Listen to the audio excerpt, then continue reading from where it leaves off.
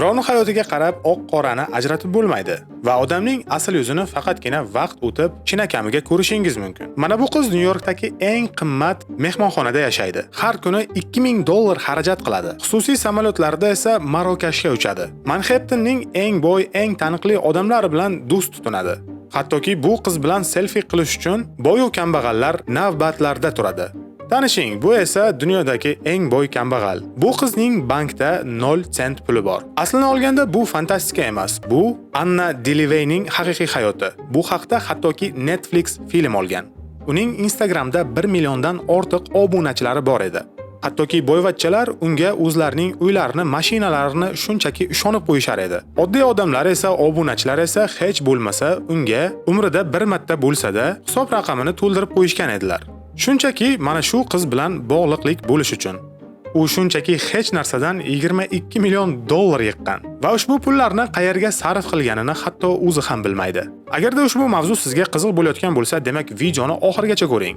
Haqiqiy firibgar, influencer, instasigan, umuman olganda zamonaviy firibgarlikni bir ko'rinishini sizlarga aytib beraman. Shuning uchun videoni oxirigacha ko'ring, like bosing, fikr qoldiring, do'stingiz bilan ulashib qo'ying. Biz esa boshlaymiz.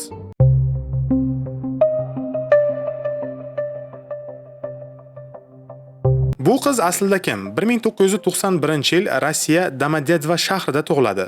Oddiy oila, otasi yuk mashinasini haydovchisi, onasi esa kichik do'kon egasi bo'lgan. Hech qanday boylik yo'q, taniqlik yo'q. Faqatgina bu qizni bittagina katta orzusi bor edi. 2007-yilda oila Germaniyaga ko'chib o'tadi.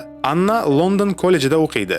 Keyin Parijga ketadi. Aynan Parijda u o'ziga yangi ism qo'yib oladi va mana shu yangi ismning birgina o'zi yo'q, unga juda ham ulkan va katta imkoniyatlarni ochib beradi. Bu ism esa Anna Delvey. Ya'ni bu qiz mana shu taxallus, mana shu ismni o'zlashtirib oladi. Yangi tanishgan odamlari, yangi do'stlariga men 60 million yevrosi bor merosxo'r qizman deb tanishtiradi. Uning hujjatlari to'qib chiqilgan. Bank holatlari esa soxtalashtirilgan. Ota-onasi esa haqiqiy, lekin ularni hech kim bilmaydi va tonimaydi. U 2013-yilda New Yorkka keladi. Moda jurnali Purplay'da ishlashni boshlaydi va yangi tanishuvlar ortidan shaharning eng yuqori tabaqalariga kirib boradi. Umuman klassika bo'yicha barcha firibgarlardek faqatgina o'ziga ishonch va birgina niqob bilan yangi qo'yilgan ism. Anna Deleveyning uslubi juda ham oddiy edi, lekin manyaklar kabi dahshatli darajada aqlli edi. Uning birinchi qadami obro' yaratish obrazi edi. U doim eng qimmat restoranlarda o'tirar edi. Eng qimmat kiyimlarni butiklardan olib kiyar edi. To'lov vaqtida esa voy, kartam yo'q. Odamlarning ishonchiga kirib, kartam ishlamay qoldi. Ertaga to'layman deb butiklardan bemalol chiqib ketaverar edi. Va eng qizig'i, unga hamma bir yoppasiga ishonar edi. Va uning bu xatti-harakatlariga hech kim e'tiroz bildirmas edi, chunki ko'rinish jihatdan chiroyli, o'ziga ishonch bilan gapiradigan, ishonch bilan xohlagan insonini alday oladigan qobiliyati bor edi. Va eng muhimi, u chindan ham boyvachchalardek ko'rinar edi. Qo'pol qilib aytganda, xonning qizidek. Ikkinchi qadam esa juda ham o'zgacha. Unga hattoki ba'zi bir firibgarlar ham havas bilan qarashadilar. Eng qizig'i, bizning O'zbekistonda bu uslub haligacha firibgar tadbirkorlar o'rtasida mashhur. Bank aldash sxemasi. U birinchi bankdan ikkinchisiga o'tib, har biriga boshqa bankdagi mablag'im o'tkazyapman deb yolg'on gapirar edi. Ushbu sxemani banklar kite flying deb ataydilar. Xuddiki havodan uchayotgan varrak kabi. Hech narsa yerga tegmaydi. Ya'ni o'zini hisobidagi kichik pulni bir bankdan ikkinchi bankka juda ham ko'p marotaba qayta o'tkazib, o'zining pul aylanma aborotini soxtalashtirib oshirgan edi va u o'zining boyvachcha do'stlariga va tanishlariga o'zini boyligini isbotlash uchun mana shu aylanma pul ko'chirmalarini taqdim etar edi. Uchinchi qadam esa juda ham vahshiy. Uning ulug' rejasi desak adashmaymiz. U New Yorkda Anna Delvey Foundation elitalar san'at klubini ochmoqchi bo'lgan. Buning uchun unga $22 million kerak bo'lgan edi va u banklardan kredit olishga harakat qiladi, lekin banklar unga rad javobini beradi. Shundan keyin u o'zining obunachilardek xuddi Ahmad Boy kabi pul ko'paytirib berish evaziga pul yig'ishni boshlaydi. Va aksariyat qismni ishontirish uchun u o'zining soxta hujjatlarini barchaga taqdim etar edi. Uning har bir qilayotgan ishlari professional ko'rinar edi va boy do'stlari unga chindan ham ishonar edi. Hattoki boy do'stlarini o'zining ishiga sherikchilikka qabul qilar edi. Lekin shunga qaramay u bir bankdan $100,000 olishga erishadi. Lekin u ushbu yig'ilgan barcha pullar olingan kreditlarga biznes qilishning o'rniga ushbu pullar bilan u mehmonxonalarga boradi. Samolyotlar, kiyimlar, shoppinglar va dunyoning turli xil chekkalariga o'zining do'stlari bilan faqatgina pulni ko'kka savirish uchun ishlatar edi. Eng shok qiluvchi fakt, u bir marta mehmonxona hisobini to'lash uchun do'stidan olmish $2,000 qarz oladi va ushbu pullarni qaytarmaydi. Uning o'sha do'sti jurnalist Rachel ismli odam edi. Keyinchalik ushbu jurnalist o'zining tanishi haqida kitob yozib chiqadi. Keyinchalik ushbu kitob Netflix filmi uchun ssenariy sifatida ishlatiladi. Netflix ham bu masalada film olgan. Anna do'sti Rachel va yana bir nechta kishilarni xususiy samolyotida Marokashga taklif qiladi va taklif qilgan chog'ida barcha do'stlariga aytadi: "Men barisini to'lab beraman" deb. Ular Marokashdagi eng qimmat mehmonxonaga to'xtashadilar. Hammasi ajoyib edi, toki to'lov vaqti kelmaguncha. To'lov vaqti kelgan payti Annaning kredit kartasi rad etiladi. Yana bir kartasi rad etiladi. Bank hisoblari o'z-o'zidan yopilib qoladi. Mehmonxona esa ularni garovga oladi. To pul to'lanmaguncha ular mehmonxonani tark etib chiqib keta olmaydi. Qolaversa, turli xil tahdidlar ostida barchasi qolib ketishadi. Rachel jurnalist do'sti esa panikaga tushishni boshlaydi.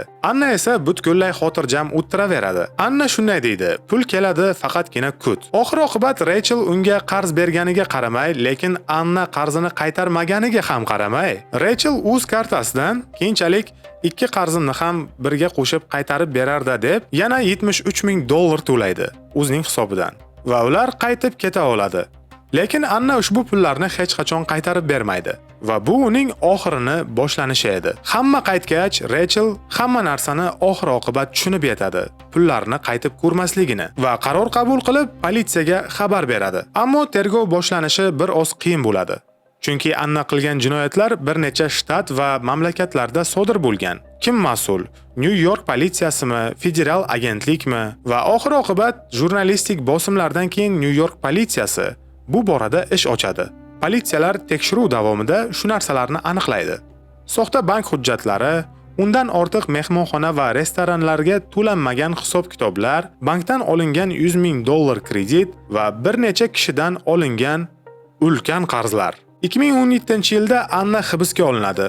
U o'sha paytda ham elegant ko'rinar edi. Sud jarayonida u shunchalar darajada quturib ketadiki, faqatgina sudga borish uchun, sud jarayoniga qatnashish uchun haftalar va oylar davomida $320,000 kiyim-kechak buyurtma beradi. Eng qizig'i shundaki, ushbu buyurtma berilgan kiyim-kechaklar birovning hisobiga olingan narsalar bo'lib chiqadi. Qisqa qilib aytganda, puli yo'q bo'lsa ham, lekin uni qo'lidan barcha narsa kelar edi.